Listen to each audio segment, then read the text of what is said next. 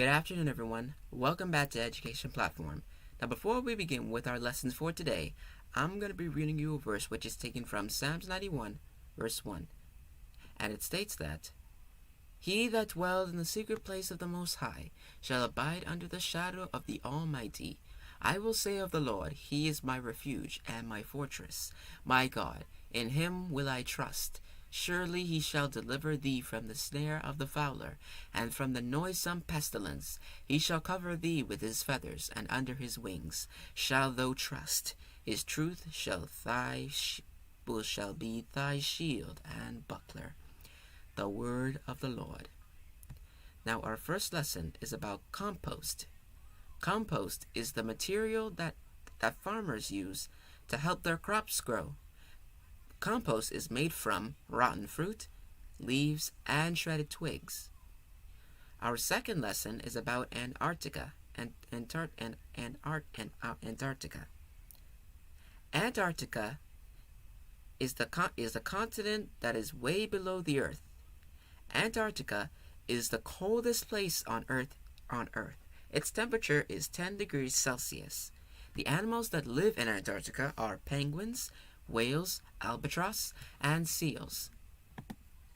Next and third lesson, the Everglades. The Everglades is the largest wetland that is located in southern Florida in North America. The animals that live in the Everglades are crocodiles, flamingos, armadillos, tree snails, and turtles. Sometimes in the Everglades there are wildfires. Wildfires are good for the Everglades because they clear out the old dry plants and to help new ones grow. During time, they should wear out after the flame. Now, our fourth lesson is about Africa. To learn more, please watch this video clip.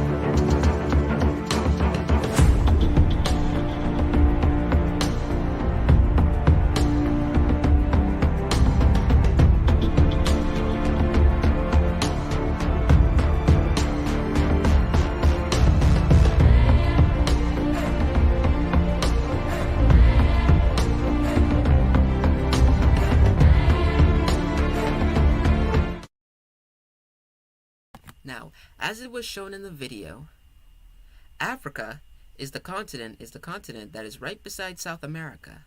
Well, between North America and South America. The animals that live there are a rhinoceros, a hippopotamus, a gorilla, and monkeys. Now, the places that are in Africa are the Oasis, pyramids, the Great Sphinx, wetlands, and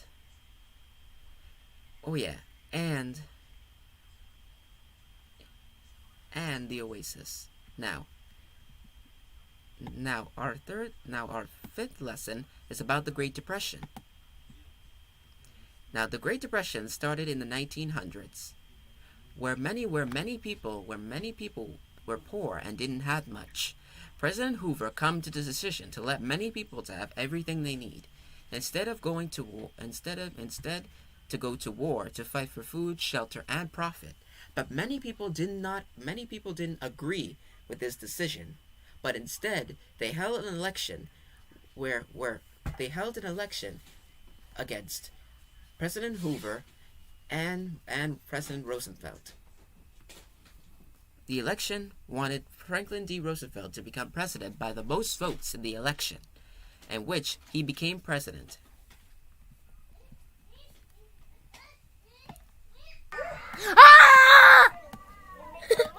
Now, Oh, our boo, sixth lesson is about the type of animals. To learn more, please watch this video.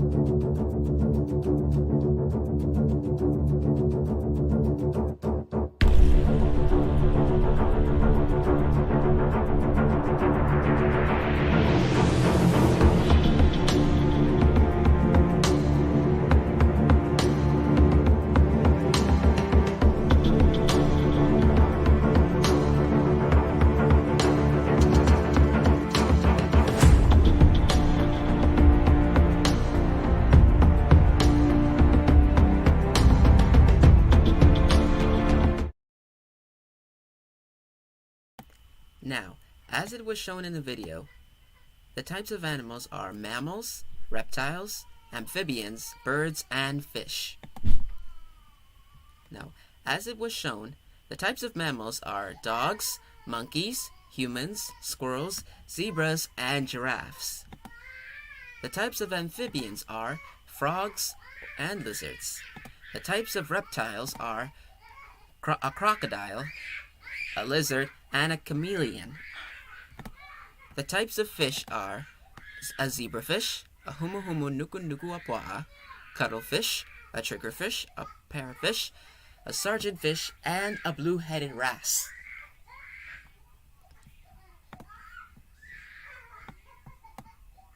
Now, our next lesson is a story about the Fountain of Youth. Now, as it starts, the Fountain of Youth. Tales of sacred restorative waters existed well before the birth of Spanish conquistador Juan Ponce de Leon around 1474. Alexander the Great, for example, was said to have come across a healing river of paradise in the 4th century BC, and similar legends cropped up in the disparate locations as the Canary Islands, Japan, Polynesia, and England. During the Middle Ages, some Europeans even believed in a mythical king Prester John, whose kingdom allegedly contained a fountain of youth and a river of gold. You could trace up that until the said of Ryan K. Smith, a history professor at Virginia Commonwealth University. People are still touting miracle cures and miracle waters. Spanish sources asserted that the Taino Indians of the Caribbean also spoke of a magic fountain, rejuvenating river that existed somewhere north of Cuba. These rumors conceivably reached the ears of Ponce de Leon, who is thought to have accompanied Christopher Columbus, who is on his second voyage to the New World in 1493, after helping the brutally crushed Taino rebellion of Hispaniola in 1504. Ponce de Leon was granted a provisional governorship and hundreds of acres and land. where he used Indian labor to raise crops and livestock in 1508. He received royal permission to colonize San Juan Bautista, now Puerto Rico. He became the island's first governor a year later, but was soon pushed out in a power struggle with Christopher Columbus and San Diego. Having remained in the good graces of King Ferdinand, Ponce de Leon received a contract to explore and settle an island called Bimini, which Bimini was one of the Bahamian Islands. The following contract was the Fountain of Youth mentioned. By contrast, specific instructions were subjugated by the Indians. And diving up any gold found, although he may have claimed to know no certain secrets, Ponce de Leon likewise never brought up the fountain in his own correspondence with Ferdinand. What Ponce is really looking for is islands that will become part of what he hopes will be profitable new governorship, said J. Michael Francis, a history professor at the University of South Florida State Petersburg. From everything I can gather, he was not all interested or believed that he would find. Some historians suggested that perhaps Ferdinand, who had recently married a woman 35 years his junior, told Ponce de Leon to keep his eye out for it, but others experts dispute this. Either way, Ponce de Leon set sail in March 1513, where, with 3 ships, according to early historians, he anchored off the eastern coast of Florida on April 2nd, and come ashore a day later, choosing the name La Florida, in part because it was the eastern season, Pazuca, Florida in Spanish. Ponce de Leon then journeyed down through the Florida Keys and up the western coast, where he skirmished with Indians before beginning a roundabout journey back to Puerto Rico. Along he purportedly discovered the Gulf Stream, which proved to be the fastest route for sailing back to Europe. 8 years later, Ponce de Leon returned to his Florida's southeastern coast in an attempt to establish a colony, but he was mortally wounded by an Indian arrow. Just before leaving, he sent letters to his new king, Charles V., and to the future Pope Adrian XV.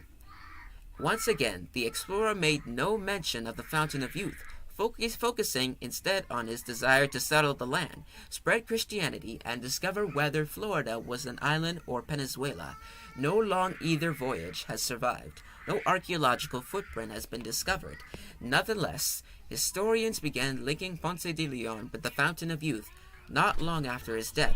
In 1535, Gonzalo Fernandez, Ovidio, and E. Valdez accused Ponce de Leon seeking the fountain in order to cure his sexual impotence. He was being discredited as an idiot and weakling. Smith explained this is a machismo culture in Spain at the height of the Counter-Reformation. The accusation is almost certainly untrue, Smith added, since Ponce de Leon fathered several children and was under 40 years old at the time of his expedition. Hernando de Escalante Fonatenda, who lived with Indians in Florida for many years after surviving a shipwreck, also derided Ponce de Leon, a 1575 memoir saying it was cause of merriment that he sought out to the Fountain of Youth, one of the next authors to weigh Antiosol Hertas Tortesla. Now, before we go, we have some announcements. Our newest video is up on our channel. Now, if you want so, please go to our channel page and click on the new video. And if you want to visit our site, go to educationplatform.car.co, and click the Learn More button. Now, thank you and have a wonderful day.